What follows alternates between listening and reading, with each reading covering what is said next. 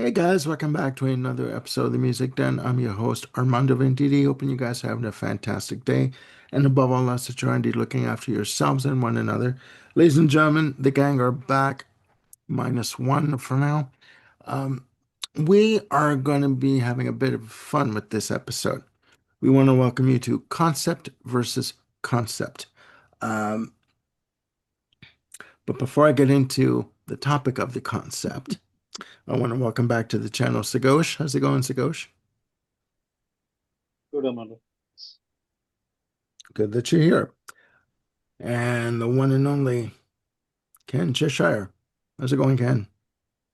Hello, guys. It's good to be here. Thank you. Good that you're here. Now, ladies and gentlemen, concept versus concept. This is a question that's been racking my brain for a while now. The band we're going to be talking about are The Who. And as we all know, The Who are well known for their concept albums. They started out with Who Sells Out, and then they progressed into the monster hit that was known as Tommy.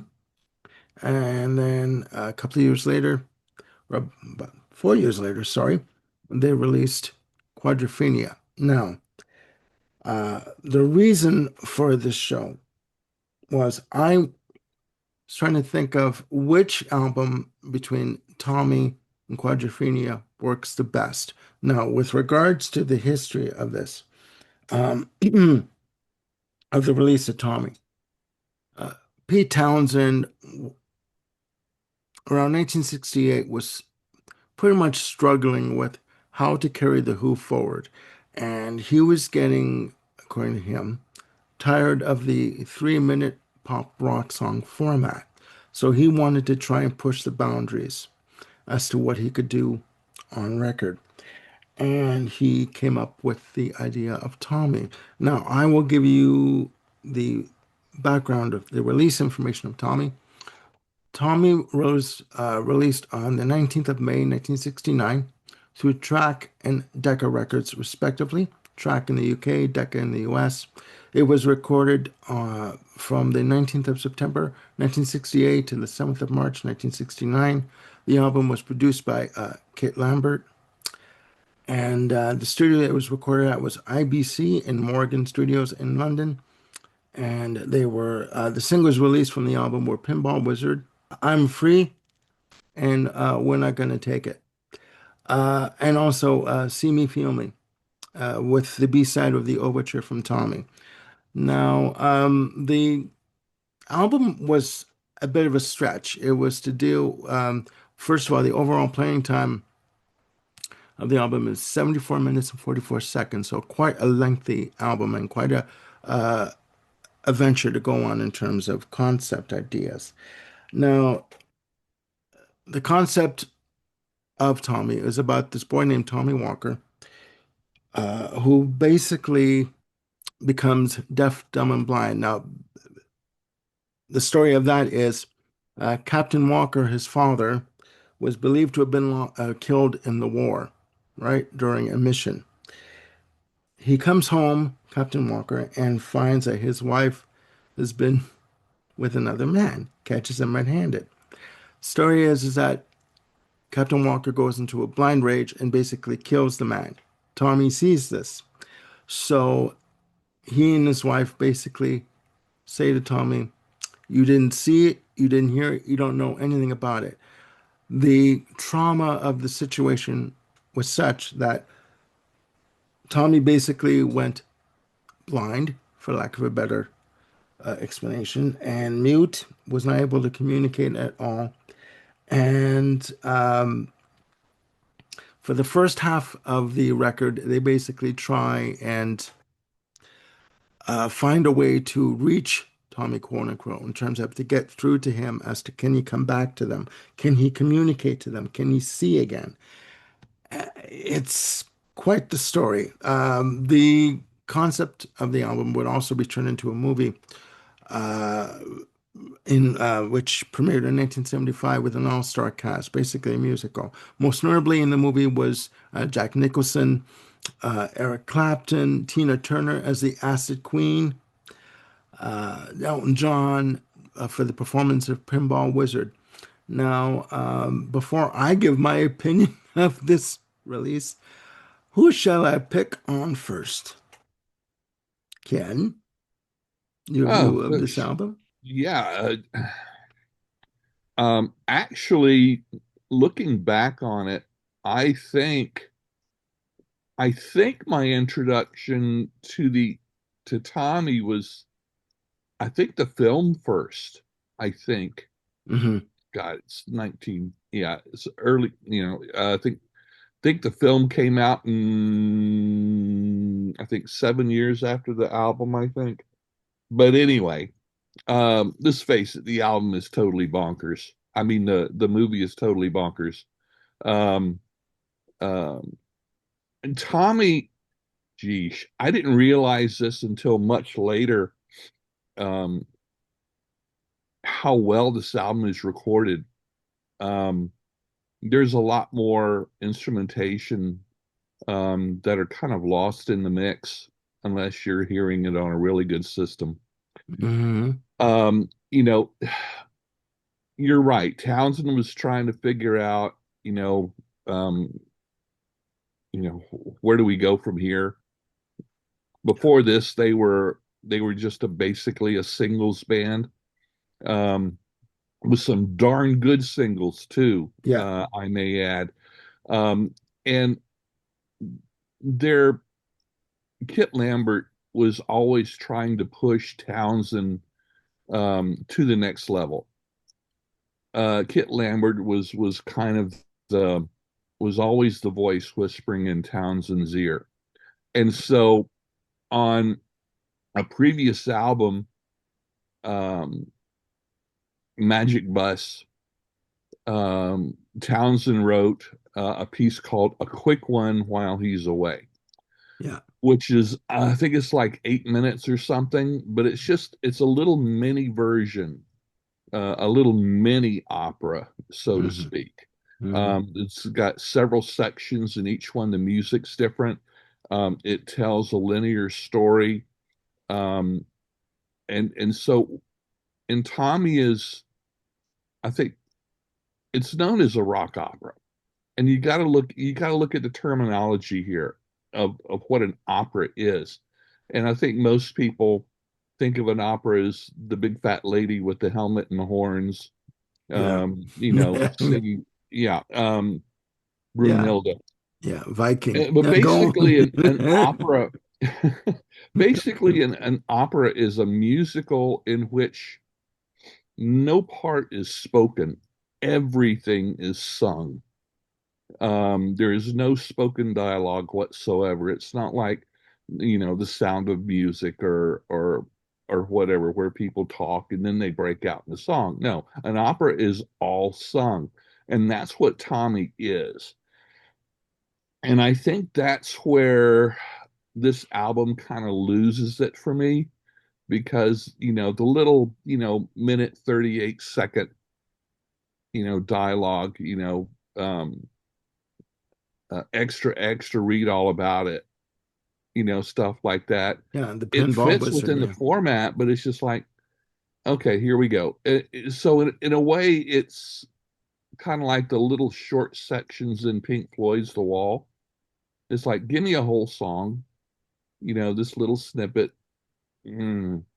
The album is, theme wise, yeah, it's a little bit bonkers. It's very psychedelic in its story and its Yeah. themes, which Yeah. of course lends itself to Ken Russell's film version very much. He takes it and amps that up. Yes. Um, but this album threw the Who into the mainstream. It did. Um, It I, did. I'm not sure if it's the psychedelic aspects of it that captured the public so much. 69. A lot of people were imbibing new chemical substances and stuff like that. Oh, yes, Um, they were. Yes, they yes, were. and so I'm sure it had something to do with it. But they toured extensively with Tommy.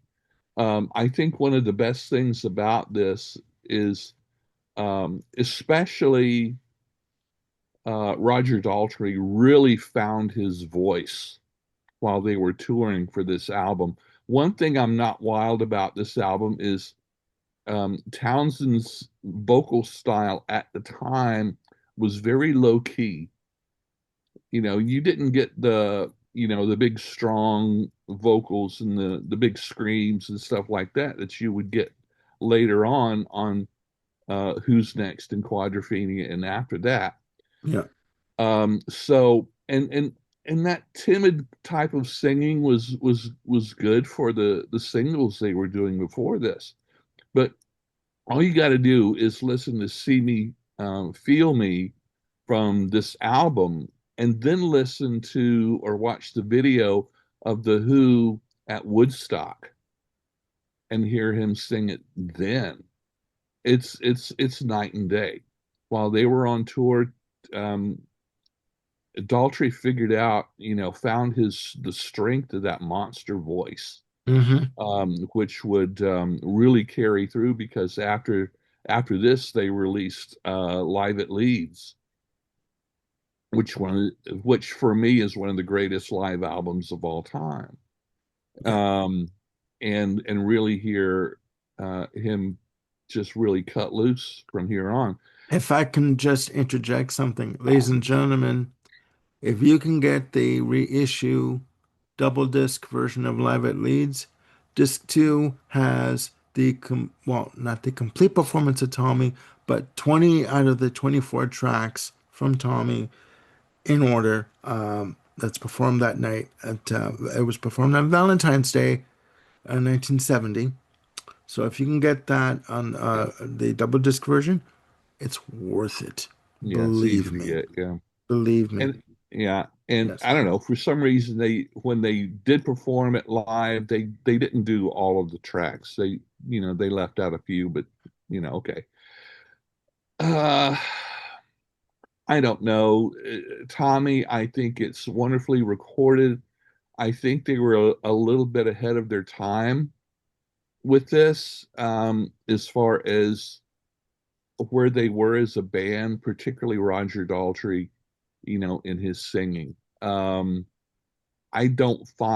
usually like a lot of psychedelia, but this really doesn't, do much for me. I think a lot of the songs are just meh. They fit well within, telling the story. Okay.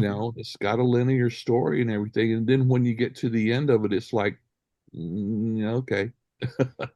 Um, Okay. I've got a lot of heavy respect for the album, but it's not the one I go to. Okay. Okay. Sagosh, your view of Tommy? Broadly in agreement with Ken, it is a very important album in their discography. It marks a radical shift in their sound, in their ambition, in what they were willing to do as a band, as Hmm. writers, as performers. It changed everything very dramatically, and for that alone, it is very, very significant. It is not their best work in that vein. They went on to refine this process and improve it as you would expect any good band to do. But it stands more as a marker of the kind of drive and ambition they had to do something greater and bigger than conventional pop rock of the time. So from that perspective, it's very significant. But artistically, it does have its uh, flaws. It's not a perfect album. And at the same time, if they had sort of called it a day at the end of this, then you would still respect this album a lot. It's just in hindsight when you know that they followed this up with Who's Next and followed that up with Quadrophenia. Then when you put that into perspective, Tommy starts paling a little bit. But if you try to imagine that this was their last album and they broke up after this, then it would stand as, a very tall statement of their artistry. So, from that Hmm. perspective, I would not write it off completely. It has its flaws, but I would put that down also to the fact that when you say rock opera, this is a new kind of format, a new kind of idea at the time. And there were no real rules as to how to approach the songwriting, the production, the treatment of the songs. And Hmm. given that, I think it's legitimate to say that they took a fair amount of inspiration from and the established model at the time, which was, I guess, theater, because a lot of the songs do sound very theatrical. It has the feel of a more of a Broadway musical than any serious rock music per se, and which also ties in, I think, with the way Roger Daltrey's vocals are, because he has appears to have tuned them more to what would appeal on a stage show kind of setting as opposed to a rock album. Yeah. So it's like they were finding their feet, not quite sure how to approach this thing, and I think they kind of settled halfway between theater and rock, Hmm. which is why you do have some very powerful, moments with the guitars and stuff, especially in the underture section, which is like 9 minutes of solid guitar wizardry from Pete Townsend, and some great guitaring on Pinball Wizard and a couple of other tracks. But Yeah. a lot of it, yes, there is an emphasis on orchestral instrumentation, and the vocals, as Ken mentioned, are on the sweeter side. There's not too much of that rock energy happening from Daltrey. So I think the idea they had was to make it like, and I think maybe the concept itself was not only so new and radical, but I mean, the idea of a concept album itself was very new and radical. And then on top of that, the sort of narrative that Townsend had crafted was quite intricate and complex. I mean, it required a lot of you know, deep understanding to really get what was happening. And given that there was no sort of clear explanation offered either, on record or, in form of some sort of novelette or something like that. So the listener wouldn't really get a very clear picture of what was going on. Like, for example, the song 1921. Yeah. It's just a series of, and especially I think because Daltrey is singing all the parts himself, so Yeah. there's actually three characters involved there. So there's Captain Walker, his wife, and the other man, and Yeah. all three of them have like a line or two to sing. And because Daltrey, again, I think his voice maybe has not matured enough at that point, or he's just not clear how to express. So there is not any real variation in the voice between the different characters. So, when he sings something like "could be good for me and her, but you and her, no, never," you can't understand what's going on. Who is he speaking for? Yeah. What exactly is happening here? Yeah. So, Yeah. from that perspective, yeah, it is a bit confusing, and it's not very clear. Like, if you take the same thing on the soundtrack album, then there are very clear demarcations. There are clear actors playing each character. So at least when the voices change, although personally I feel like the soundtrack album is, if not terrible, quite bad. I mean, it manages to pretty much botch up these songs for Yeah. my money. But Yeah.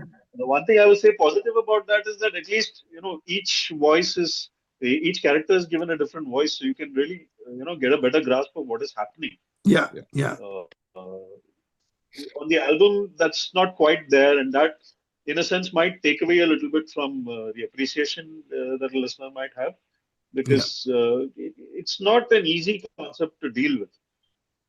I mean, on the surface, he kind of plays it easy. It's, if you follow it just like a series of events, it's Yeah. not that hard to figure out.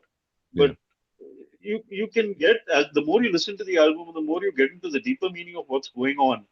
This is not as simple as, deaf, dumb, and blind kid. Things happen to him. His parents, do stuff Yeah. to bring him back, Yeah. and then all of a sudden one day he wakes up as this messiah.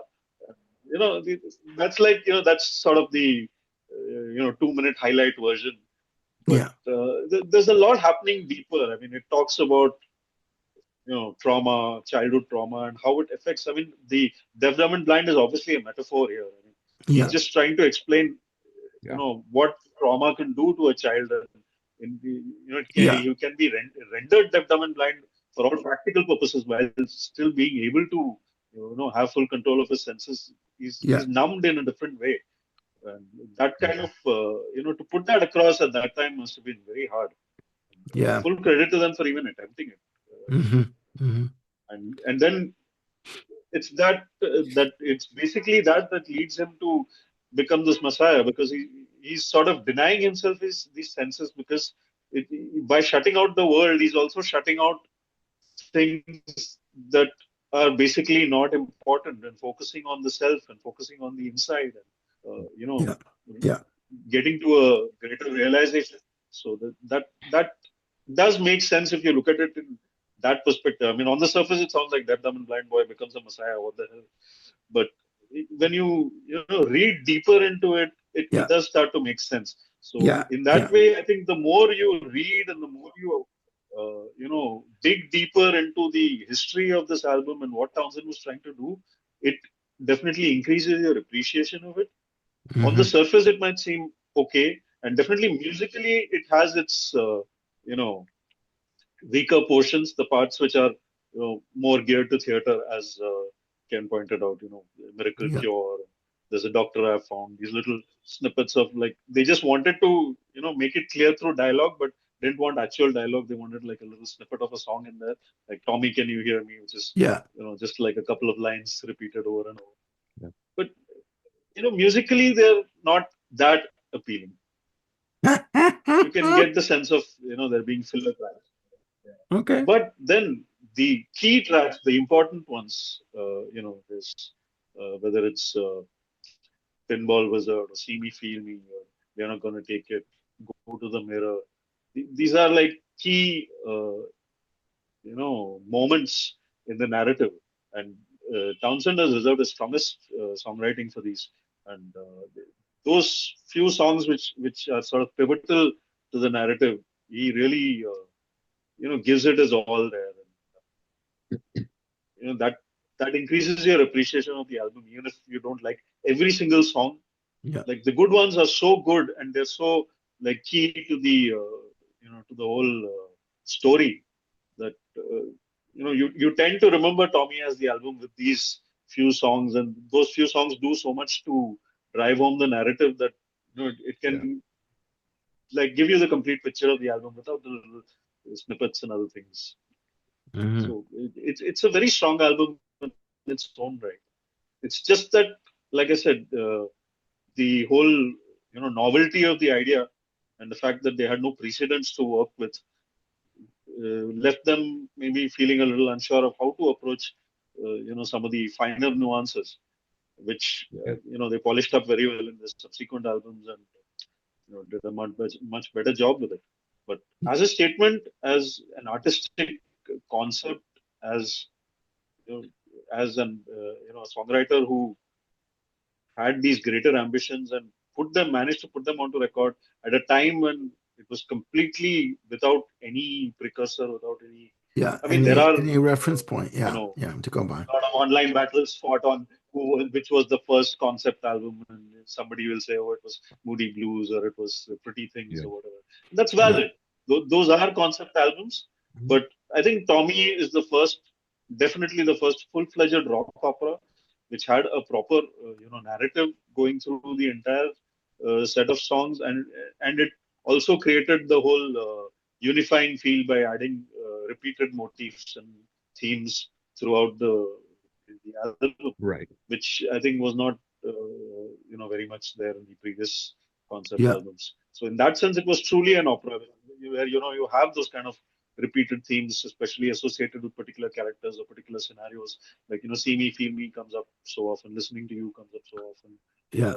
So there are these, and there's little recurring musical motifs all through. So that's a very mature level of songwriting to even achieve Yeah. that. Coming through as a young band who've just been doing singles before that, Yeah. it's tremendous in its own right. Like I said, the only real reason I would rate this badly is because they did so much better. They, like, took this idea and went with it, and polished it up, and took it to its logical conclusion in subsequent albums. But as Yeah, on its own, I think this is very good. yeah. Okay. No, no, thank you for that. Thank you for that.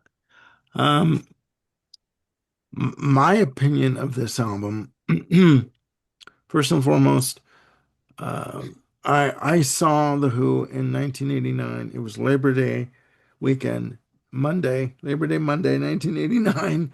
Um, when they did that, I don't know if you guys remember the that big show in LA, when they did Tommy in its entirety with Patti LaBelle and Phil Collins and Yeah. Billy Idol. They did a tour after that. They went on a North American tour with the band, and they did a majority of Tommy, for the show and stuff. So I saw them on this tour, and I went out and I bought this album. In doing the research, I was surprised to realize that Pete Townsend has always been trying to do the concept album, starting with, Who Sells Out, then he did Tommy, and then, you know, uh, working with, um, this musical idea of Lifehouse that would eventually become Who's Next. And then he would do Quadrophenia. So he's always been trying to do concept albums overall.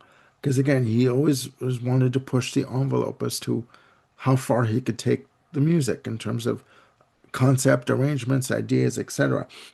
For me, first of all, the movie, if you're taking some kind of substance, you can follow it just fine. But when you're a 5, 6, 7, 10-year-old and you see snippets of Tina Turner as the Acid Queen spinning around with her hair flying in the air and her boobs going one way, her waist going another way, it screws you up. You really have no idea what the concept of this album is. But then when you realize that for me, when I realized that it's an actual album, and I listened to the album before I saw the show, I gotta tell you, it's a good album. I did get lost from going from side two to side three in terms of the storyline because, okay, is he a deaf, dumb, and blind boy, right? Is he actually deaf and dumb? But then I realized he gets his senses back and his sight back. And then he realizes that he's got this kind of message to deliver to people. But what is the message that you are delivering to people in terms of your holiday camp, etc.?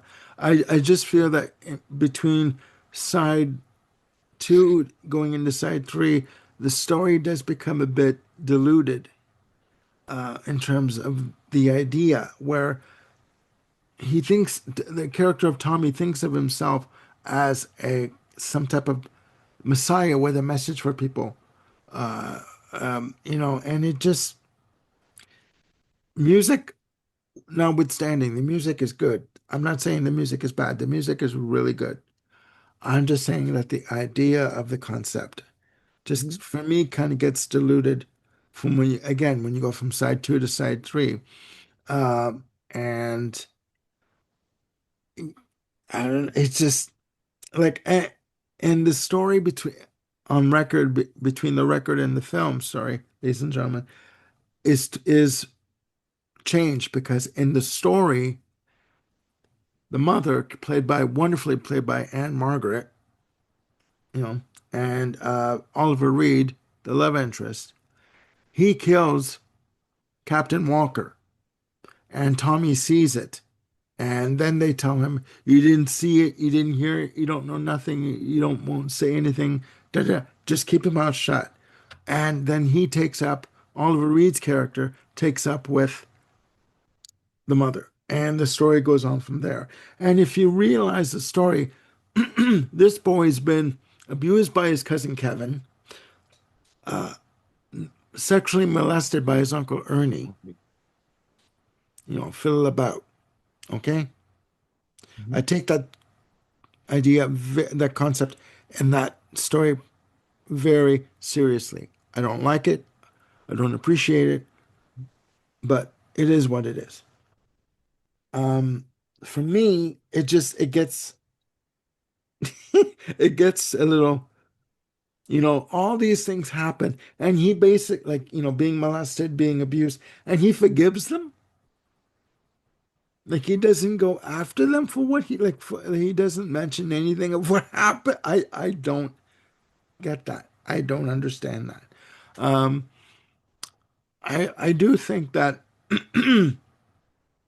as good as this album is, I do think that the Who and Pete Townsend kind of maybe felt that they were trapped by the success of the album because Yeah. and and for a large extent maybe they couldn't break away from the success of the album because the original idea, if I'm understanding this correctly, and ladies and gentlemen watching, you can correct us in the comments. The original idea for what was to be Lifehouse was that Townsend wanted to do a tour and to just show up and play a show and take requests from the audience and just play it off the cuff, just play music off the cuff, just spur the moment, right? Well, they kept wanting to hear music from Tommy. Play Tommy, play Tommy. That's all they heard. So I think to a large extent, a good extent, the band felt trapped, or at least Townsend felt trapped by the success of this album. And he forever was trying to break free of that restraint. I do think that the album does work better than the film. Again, if you see the film, you've got, you've got Anne Margaret, Oliver Reed, uh, Roger Daltrey playing Tommy. You've got cameo appearances from Jack Nicholson as the Doctor. And if you see the scene in the film with Jack Nicholson, he's more interested in the redhead, the mother. Okay, It's he Anne don't Margaret. Yeah. yeah, he don't give a shit about Tommy. Tommy's just in the background. Here, go ahead, go, go play, go Yeah. play, go Yeah. play. Go stand next to a wall or something. I want to talk to your mother. He's only interested in if he can get some from the mother. He ain't, he don't give a shit about Tommy. But, and then you've got, the Acid Queen, Tina Turner, who does an amazing performance. And that section to me is supposed to be over the top. So I get that in terms of the way she is. But I personally think that when you strip it down to the music, I Hmm. do think that the album does work better than the movie overall in terms of the I agree. concept. But that's a little sidebar. Um, there have been many reissues of this album. Again, we said that there's also been a reissue of Tommy as a double disc where they do have a live performance of the album, which I do have somewhere in the house. I know I have it. I won't go looking for it now. But I do think that as a concept album, I think it was as a proper concept album, I think it was a good start. I think it was a good start. But ladies and gentlemen, we must go ahead. Sorry, If I may add a couple of points here. go ahead. I think you're spot on as far as Townsend um, not being able to break free because they followed this up with Live at Leeds, which is as opposite from Tommy as you can get. Yeah, You've got first of all, it's live. It to really showcase that the Who can are something more than just Tommy. With that lineup of songs, it was originally released as just a single disc, no Tommy material at all. Even the packaging of the album is completely different. Tommy has the elaborate packaging with the big booklet in it, and you've got Live at Leeds, which is basically a brown paper bag packaging with just that stamp on the front of it. yeah, So they were definitely trying to, because Tommy threw them into the mainstream, especially in the US, Tommy was all the band was really known for Yeah. because their singles and their previous albums didn't sell as well here as they did in the UK. So you're spot on with that, and the result is Live at Leeds. Um, Shagosh, you hit the nail on the head when you start talking about musical themes and leitmotifs. Leitmotifs are just little small musical snippets for those that don't know. And those are very important in classical music and Yeah. real opera, I shall say. Townsend was playing around with this before they did Tommy. If you listen to some of the extra tracks from the Sellout box set or whatever, songs like Rael, Hmm. which you can hear those little themes he's already starting to play with that he will use in Tommy. I would argue that Quadrophenia would not exist if they had not done Tommy first, because that's when Townsend really started to hone his compositional skills. I mean, two of my favorite tracks on the Tommy album um, are the two instrumentals, Sparks and Underture. Even though a lot of people say that it breaks the rhythm of it, it really shows Townsend what he's doing with these little leitmotifs and reworking them into larger instrumental and musical themes. Um, and then, he goes on to try to do Lifehouse, and it was just, Lifehouse was just, um, his eyes were too big for his plate, as they say. And Yeah. we've Like, talked about it many yeah. times. And Armando, you're very well correct when you're saying that even at the end of the day, Townsend really didn't know what it was. Um, and but Hmm. they were smart and they pulled it back into Who's Next. If you listen to the um, tracks that were recorded for Who's Next or Lifehouse that were not on Who's Next, Yeah. you'll hear him doing the same thing with those little leitmotifs, um, particularly the song Pure and Easy. You'll hear that little theme in and out and whatever. Yeah. Uh, but yeah, I think Tommy, um, there are a lot of bands, especially early prog bands, they would deal with Tommy as an allegory. And they were doing kind of the same thing with other bands with mythology, with Tolkien themes and stuff like that, fantasy novels and whatever, is roughly the same thing. It was just in a fantasy setting, Yeah. whereas they were setting Tommy in a quote unquote real life setting, and uh, and it yeah. So for a kid that's not really familiar with what allegory even is, much less how to process it, Hmm. yeah, the illicit substances would help with that a lot. Um, Hmm.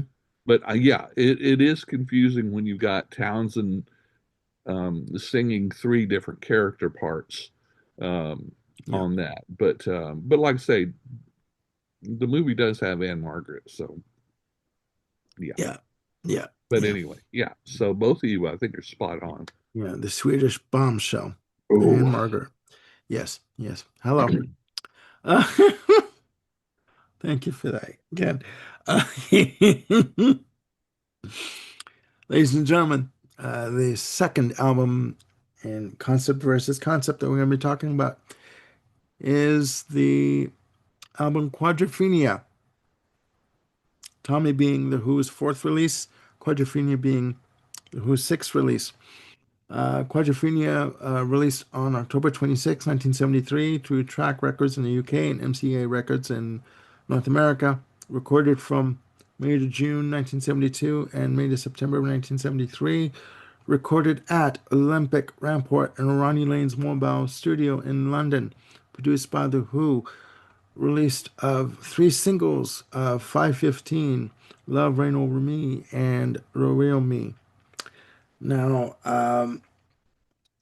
again, this saw Townsend wanting to go into um, a concept theme in terms of idea for the album. Now, here it already, as we had said, just said that tried to do a concept with a story called Lifehouse, and he wrote so much music for that uh, project, and a good amount of that music can be heard on the massive, and I do mean massive, 10 pounds. 10 Mhm. CD set called Who's Next Lifehouse, which you can get at your local record emporium or on amazon.ca.uk.com. Um, Bring a and pickup truck. Yeah, yes, yes, and bring a get good back support for when you pick it up because this sucker's heavy. it's worth it. Um, Quadrophenia has a total playing time of 81 minutes and 43 seconds. Okay, so again, he was trying to stretch the boundaries in terms of what he was doing musically. Quadrophenia tells the story of Jimmy, an individual, a mod, let's say, and also I just remember to say, Quadrophenia was released as a film in 1979, but it tells the story of Jimmy, an individual who basically is bipolar, and he is dealing with uh, growing pains, not happy with his life with his parents, not happy with his girlfriend. His girlfriend ends up dumping him. He's not happy in school. He basically feels like an outsider looking in terms of being on the fringes of society. And he's trying to find his way in life. Where in the hell does he fit in? And that theme isn't exclusive to Jimmy in the story. We all feel that way at some point in time. I don't care where you live. It's Yep. universal. Um, so that basically is the story of Quadrophenia and what happens to Jimmy during the story. Um, Now, in terms, I want to make a correction. I did say on another episode regarding The Who that it was during the recording of Who's Next that Pete Townsend was feeling disenchanted with the music business and with the band, and he wanted to quit. I want to make a correction. It was not during Who's Next, it was during the recording for Quadrophenia. To the he was feeling the band were a spent force, that they were not really interested in being in the studio at this point in time. They were dealing with Keith Moon and his issues. Uh, Pete Townsend was dealing with depression. He actually went to the extent of writing a letter to his lawyer to have his partnership with the other band members dissolved because he didn't feel that the recording of Quadrophenia was quite laborious and strained, and he didn't feel that he could carry on. He never sent the letter. And you can watch all this in a documentary on YouTube called Can You See the Real Me? The Story of Quadrophenia. Uh, but we are talking about, back to the idea here, we are talking about which concept works better, Tommy or Quadrophenia. Now, with Quadrophenia, and then I'll shut up. You had 4 years of advancement in the band. You also had 4 years of advancement in recording technology in terms of what they could use and how many tracks they could use to record with. Bouncing techniques in terms of recording a piece, bouncing it over to a track, and then overdubbing. So you had all these different types of recording techniques and equipment that's available to you. So I'll give my opinion of this album at the end. Ken? What is your opinion of Okay. quadrophenia? So one of the major differences between Quadrophenia and Tommy, um, Tommy, as I said, is an allegory. It's got a dream-like plot that can be very opaque at times. Quadrophenia is just a solid linear story. Um, it's a coming of age story um, set in real Britain of the 1960s. The mods and rockers were a thing in England, which in some ways kind of led to many aspects of the punk movement that would be coming. Um, and so it is uh, is very biographical, and and the experience of being a teen, uh, coming of age, trying to find their place in life, as you said. So it's very linear in its storytelling and in a realistic setting. Um, so it's not that Tommy wasn't, but Quadrophenia is it's very British, and I brought Yes. this up in several videos because it's dealing with the British experience, the culture, and all of that, um, to which um, especially people in the U.S. may not be able to relate to quite as much. But it did reach number two in the U.S. charts as well as the U.K. charts. Hmm. So it did sell. I It reached that high on the charts. However, overall sales weren't as good as Tommy because I think um, after Tommy, then after Who's Next, it's like, oh, the Who, those were great albums. They're coming out with a new one, and they would just buy it. You could listen to it on YouTube, and so, but then probably as word of mouth got around, that some people say, oh, it's not as good or whatever, that the sales probably dropped off. But still, time has proven uh, what a classic this is. Yeah. But you're right, the technology has allowed Townsend to do things that he could only have imagined, or Hmm. if he could have imagined. His experience with Who's Next and Lifehouse with electronics allowed this album to be much more broader in its musical landscape, um, incorporating electronics, synthesizers and stuff like that, without drowning it in electronics, because the guitar work on this album is fantastic. Yes.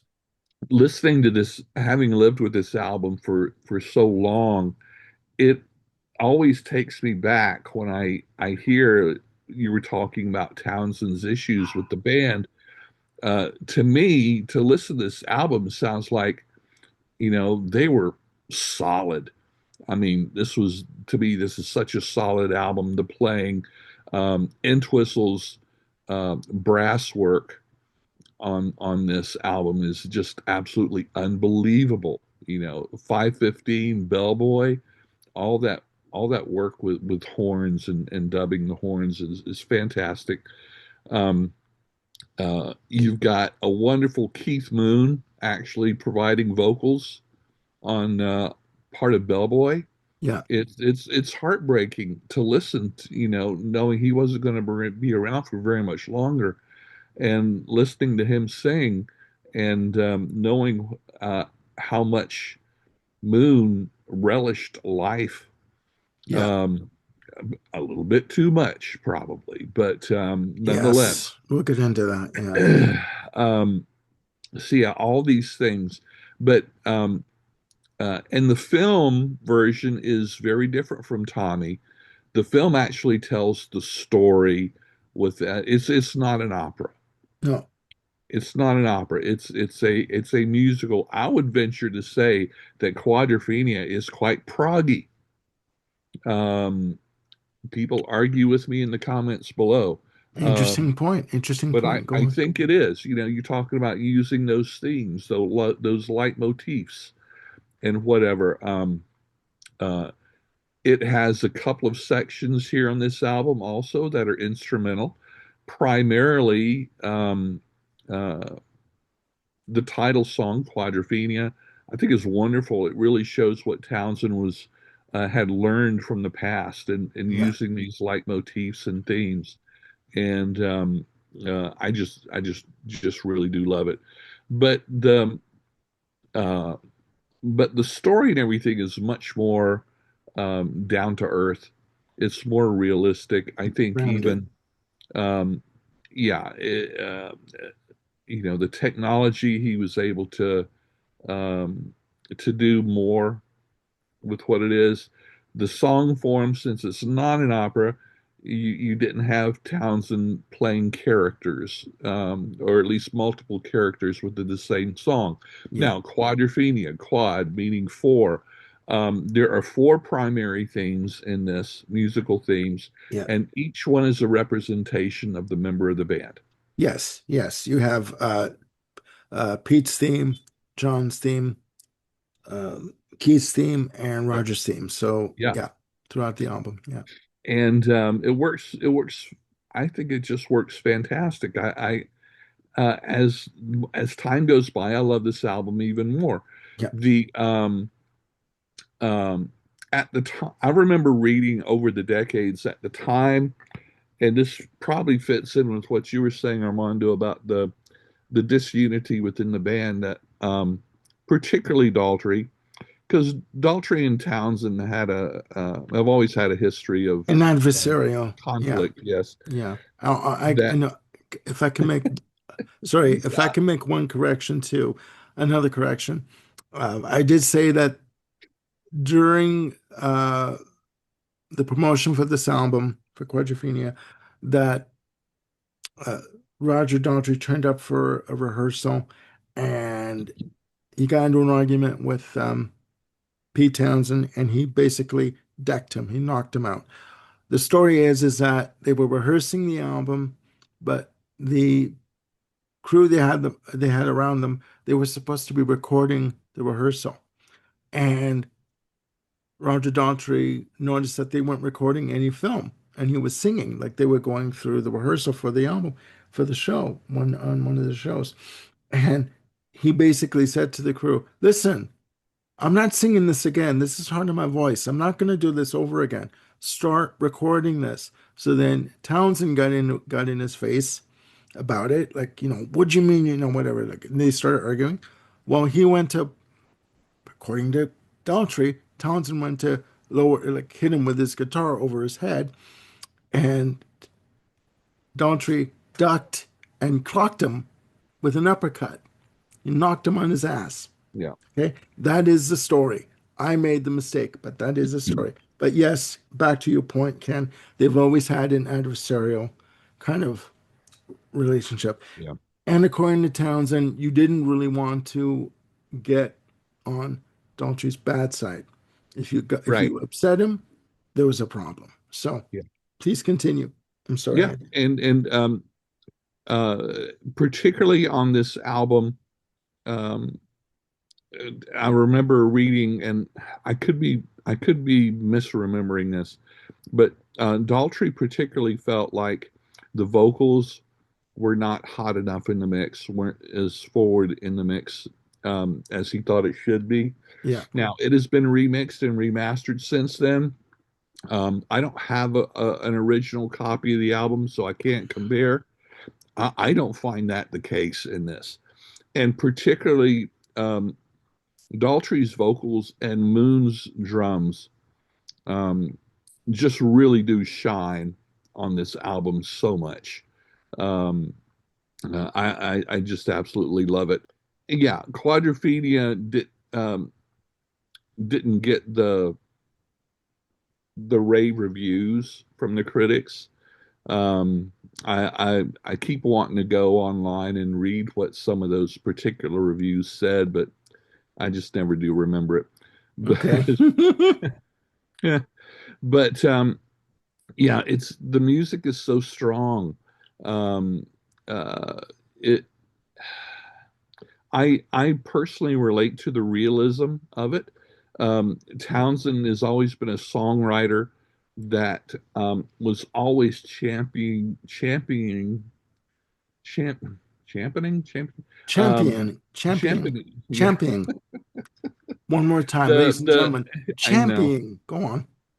the youth, Yes. and writing about. I mean, because when he was young, he felt very self-conscious because his nose was so big.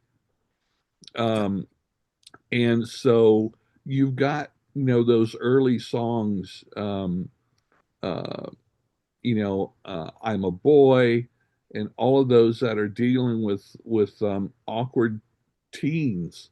Yeah. And so this takes that to another level with specifically telling the story of just one particular teen and what he's going through.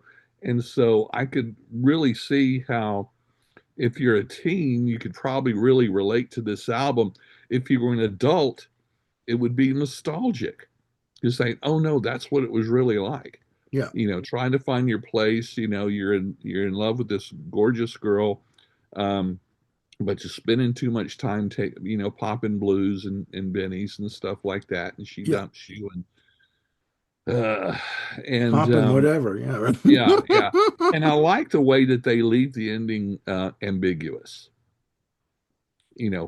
What happened, and the booklet that's included in the album is wonderful. The way it just tells the story in prose, Yeah. and really does help, especially if you're not British, exactly what's going on, and then the Yeah. music just takes that to another level.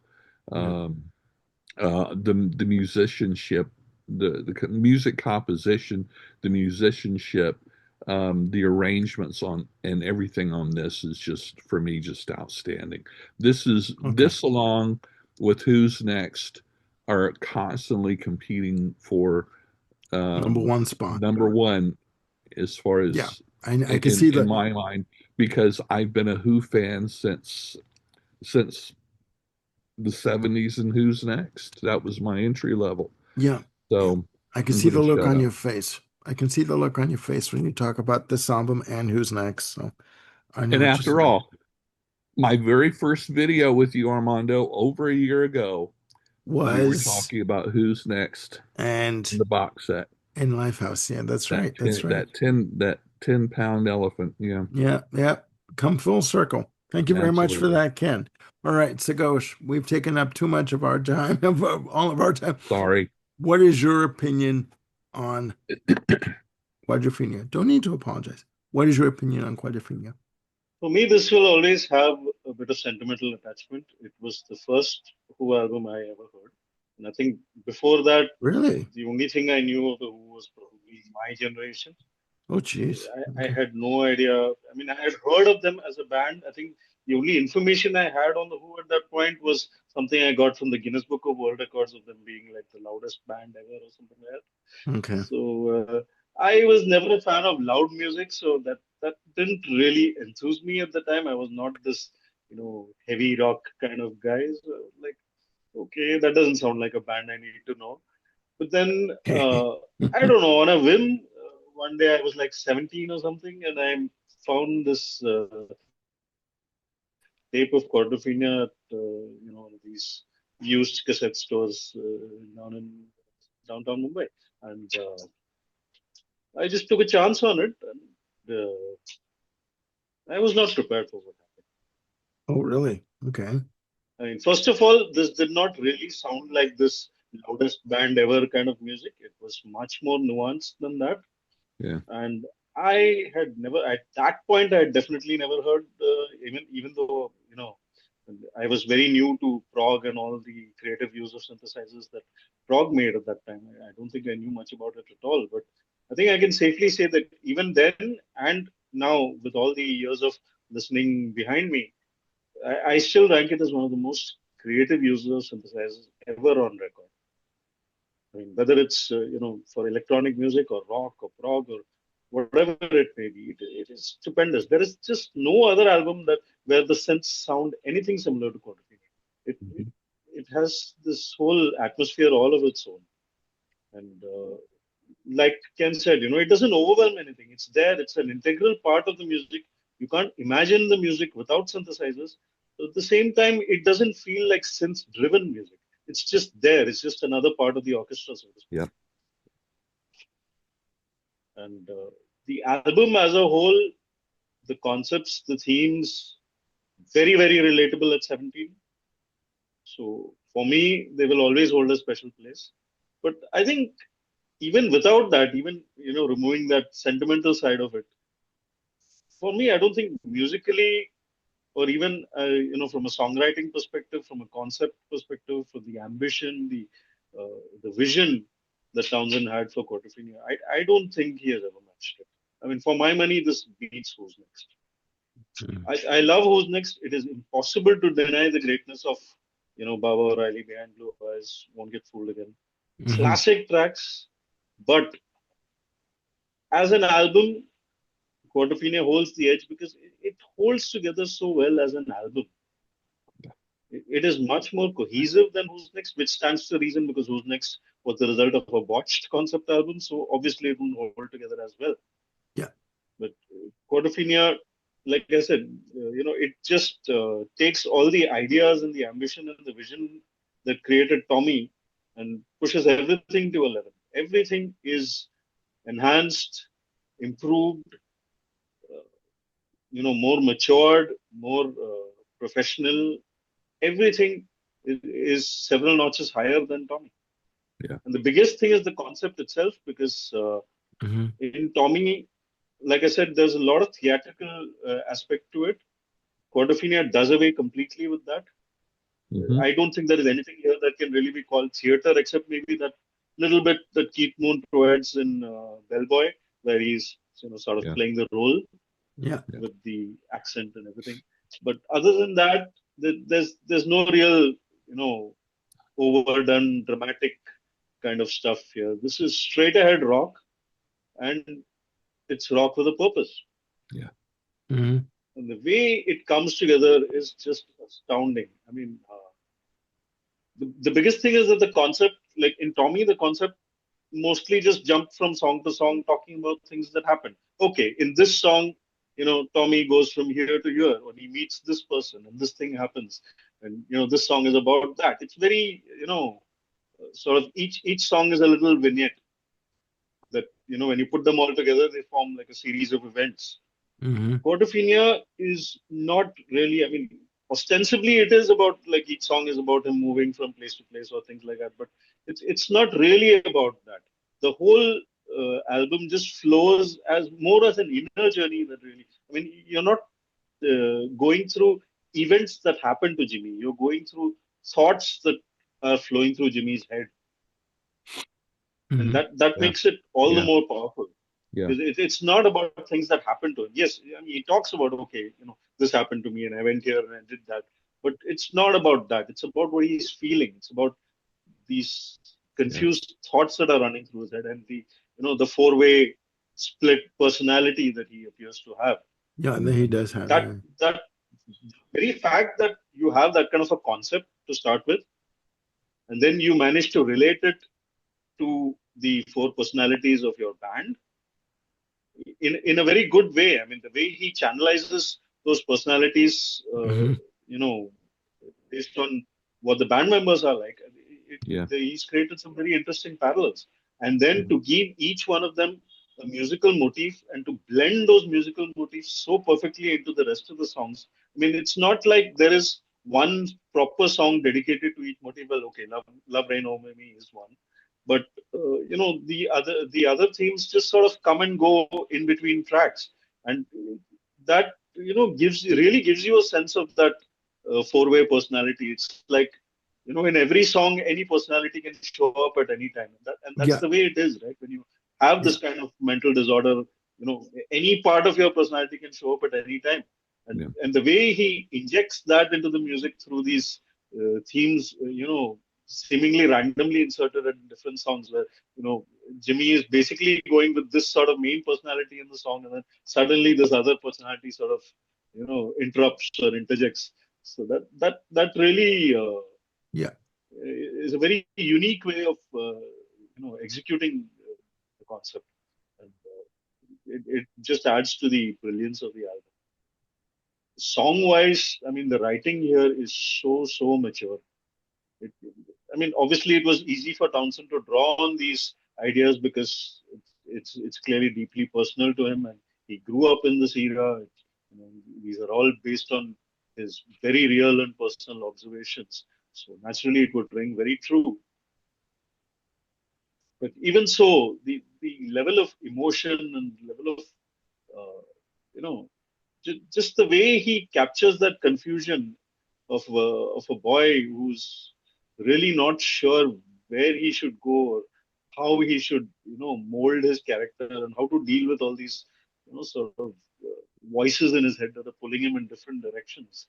Yeah. It creates such a fantastic backdrop for that whole conflict and sets it up Mhm. beautifully to culminate in that grand epic finale of Love Reign Over Me. It is just Hmm. no words. I every time I listen to this album, I mean, I've been listening to it for what, at least 30 years now, Yeah. and Jeez. Yeah. every time I listen to it, it just creates that whole mental picture for me. It never really goes away. The feeling that you get, it puts you right in the heart of that scenario. Not only physically, it's not about being in those seaside towns in Britain or anything. It's Mhm. about literally being in Jimmy's head. You're Yeah. there, either you're in Yeah. his head or he's in your head. Yeah. You Yeah. feel a part of that experience, and that is, I think, very rare to do in a concept album because most of the concept albums you tend to be a little aloof. You tend to like observe it from a distance. But Hmm. for me, Quadrophenia is the only one that really sort of puts you in the heart of it. Yeah. You can feel it. You can feel everything he's feeling. You're a part of that experience. Hmm. It's not some kind of fanciful, fantasy world. Not like a lamb lies down on Broadway or something where you're just Yeah. standing aside and watching the ridiculousness of it all unfold. It's not like that at all. And because it's so deeply personal, which tells you that you can have this kind of ambition in your songwriting, and yet at the same time, you know, uh, grasp at the emotions that are so central to uh, any personal songwriting. It's about creating a world and at the same time, keeping it very real. Yeah. Yeah. And that Yeah. to me puts Quadrophenia right at the top of Townsend's writing. The Who as a band, the playing is unimaginable, especially John Entwistle. The bass lines on the Real Oh yeah. Me. Oh, yeah. Yeah. And when Which he hits, yeah, I mean, the first minute or so is just like the waves and the little snippets of the themes rushing in and out, and you're not quite sure what to expect. And the Real Me hits suddenly with that drum and bass. Oh, man, it is. Yeah. and that bass line was one take on the real me. Entwistle. One take. Really? Okay. He didn't even practice it. That's just what came out. First take, print. Yeah. Okay. It's This is amazing. what I mean. This is a band at the top of their game. And this is a difficult concept to deal with. These are not straightforward songs at Yeah. all. There is nothing It's here that is very, yes, ostensibly it's all, you know, rock music, but, musically, melodically, harmonically, there is so much happening that, yeah. this doesn't feel like music that could have been done so spontaneously, but it has. And Yeah. with such amazing effect. Yeah. Yeah. Okay. Well, I mean, thank you, Townsend Sukosh. has tried to do this sort of thing again and again. I Yeah. don't think he ever let go of the idea of concept albums. I mean, he had White City, he had Iron Man, he had Yeah. Psychodelic, which all have their moments. They But do. That's right. he hit this peak in Quadrophenia, and I think he spent the rest of his life just trying to reach it again. No, I would agree. I would agree. Thank you, Sagosh, for that. Well, my view on this album, and I don't think it's going to be a big surprise. I think we've all sort of been leaning towards the one opinion of this, of concept versus concept, ladies and gentlemen. If you couldn't pick up on that, sorry about that. No, um,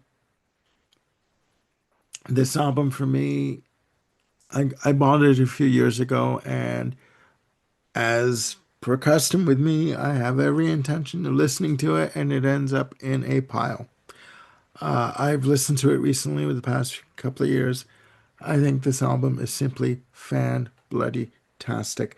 I think that the idea of it, the concept of it, of an individual, not only bipolar, but someone who is also dealing with four personalities, split personality in four ways, I think is, I think it's a great idea. I think it's a good idea. I think he attacked the idea in such a human way in terms of an individual trying to fit in, trying to find out what is his place in life.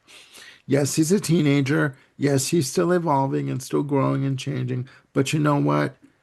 No matter what age you are, if you don't feel like you fit in, it still hurts. Yeah. It hurts. It doesn't matter how old you are. I think sonically this album is magnificent.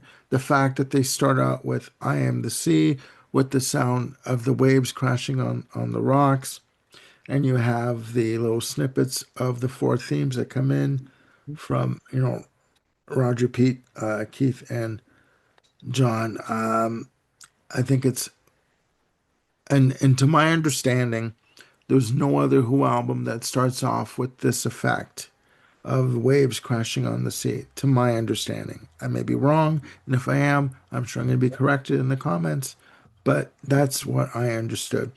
And to know that this majesty, this majestic piece of music overall came out during a time of inner conflict within the band. There was also a story of Keith Moon turning up at the studio during the recording and says to Townsend, "Come out and see my new car." So he goes outside. He bought a Rolls Royce. Okay. And the next day, Pete Townsend at the Who offices gets a phone call from the dealership.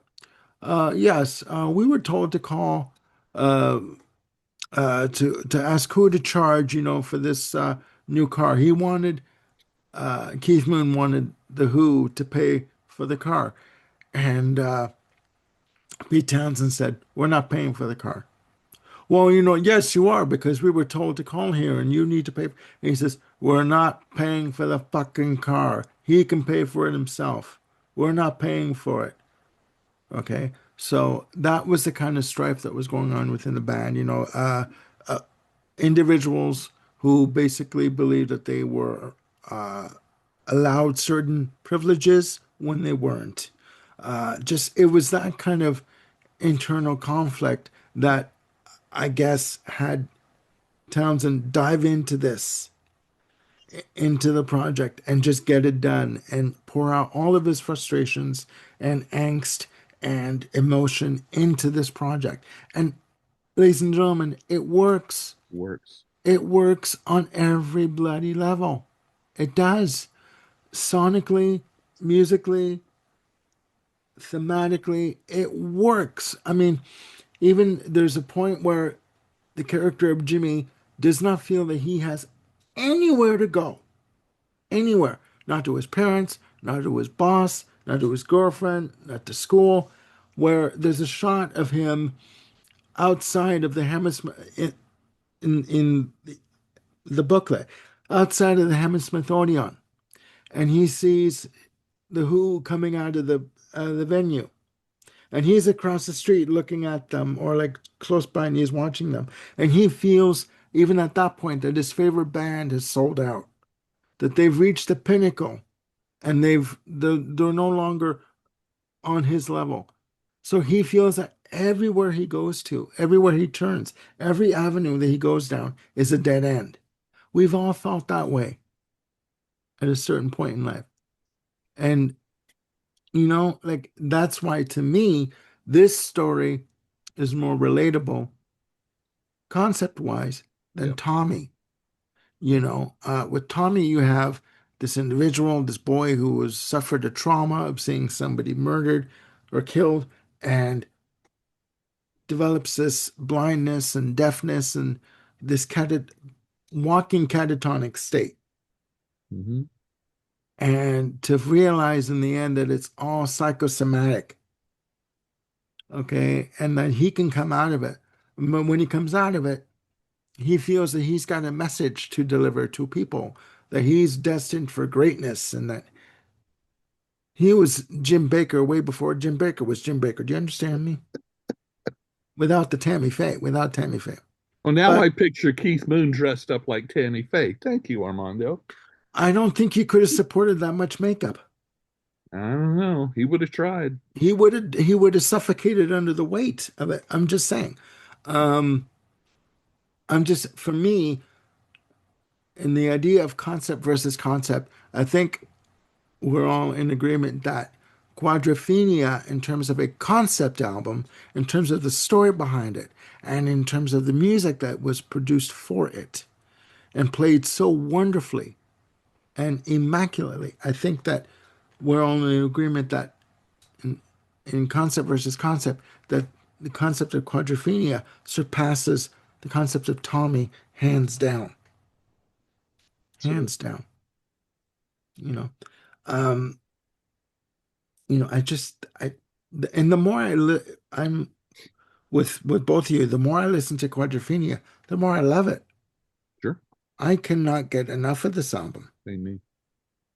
You know, I just wish they would release an official box set of Quadrophenia that's available worldwide. Because right now there is a box set available called the Director's Cut, Hmm. but it's no longer widely available. It's only available in the UK and in Europe, and I'm not paying X amount of hundreds of dollars in order to get it. It's not worth it for me to do that.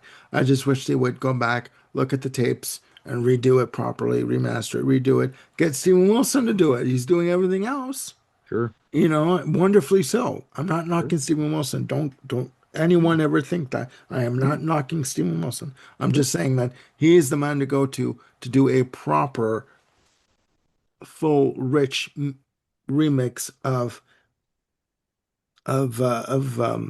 popular and classic albums. Yeah. So, I mean, maybe I'm speaking out of turn. Ken, what is your opinion? Quadrophenia versus Tommy. Um, hmm. Quadrophenia. There you go. It's There you it's go. hands down. Yeah. There you go. Sagosh, Quadrophenia versus Tommy. No question. No question. It's Quadrophenia all the way. I have said it's Quadrophenia over who's next, so that's like one level up. There you go. There you go. All right, ladies and gentlemen, there you have it. Here you have it. Concept versus concept. Tommy versus Quadrophenia from The Who. Please put down in the comments below your opinion of these two classic albums. And maybe we got it wrong. Maybe we missed the plot completely. What is your opinion on Tommy versus Quadrophenia as a concept versus concept idea? Which is superior to you? Okay, we'd like to get your opinion on this. No right or wrong answers, just opinion. And I want to thank Sagosh and Ken for joining me on this trip that we took about 100 years ago to get to this point. But you know what? It's always fun doing episodes with these two. Oh, It is so much fun. We always laugh. So again, ladies and gentlemen, please put your comments down below. Please click like and subscribe, and do hit the notification bell to keep yourselves on top of any new content we got coming up. We have a show coming up with Ken and I on an album spotlight on Buckingham Nicks that's coming up very soon, and Sagosh and I are going to be tackling Bob Dylan. We're going to be tackling three albums: Blonde on Blonde, Desire, and Time Out of Mind. We're going to be discussing those three albums and pretty much the evolution of Bob Dylan. So please stay tuned for that. And we're also coming up with more ideas to bring to you very soon. And Jim Brecker is going to be back soon, and also Bill Schuster. They're both on a bit of a sabbatical. So, again, please click like and subscribe, and we will see you soon on the Music Den. Please take care of yourselves and one another. Bye for now.